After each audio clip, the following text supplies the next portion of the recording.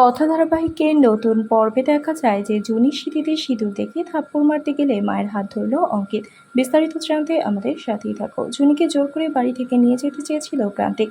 এটা দেখে ফেলে অঙ্কিত দেখে প্রান্তিক মেরে বাড়ি খেয়ে বের হয়ে জুনিকে সারা জীবনের জন্য নিজের করে নিয়ে রক্ষা করার জন্য সিঁদুর পরিয়ে দেয় অঙ্কিত। এটা দেখে চমকে উঠে জুনি বলে, আপনি এটা কি করলেন? আমাকে এভাবে সিঁদুর পরিয়ে দিলেন?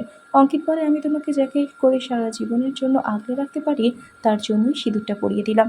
বলে দুজনে বাড়ির ভেতরে গেলে জুনির মাথায় সিঁদুর দেখে চিত্রা বলে, তোমার মাথায় সিঁদুর কেন? কে দিয়েছে? চুপ করে দাঁড়িয়ে থাকে জুনি।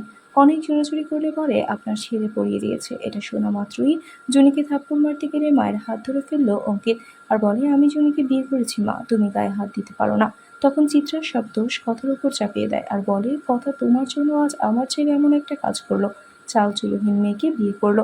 কথা মুখ বুঝে সবটা শুনে আর জুনিকে বাড়ি থেকে বের করে দিতে গেলে মায়ের হাত ধরতে থাকে অঙ্কিত। বন্ধুরা, এবার কি হতে চলেছে সবটা জানতে আমাদের সাথেই থাকো। এক্ষুনি একটি লাইক দিয়ে এবং কমেন্ট করে জানিয়ে দাও তোমাদের মতামত।